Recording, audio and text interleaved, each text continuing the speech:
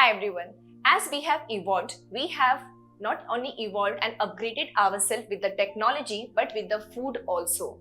Let's not forget our roots, our tradition, our culture, and most importantly, the nutrient-rich food. Today, I will be introducing you to the most important and the most environment-friendly millets. Now, today we will be talking about the Foxtail millets, which is a versatile millet in itself. Why I'm talking about Foxtail millet? Because it has got 19% of dietary fiber, 12.3% of protein and other microminerals, and it has got many health benefits. Talking about the health benefits, I will introduce you to a few. It is gut friendly. It is also can be used for the people who are gluten sensitive.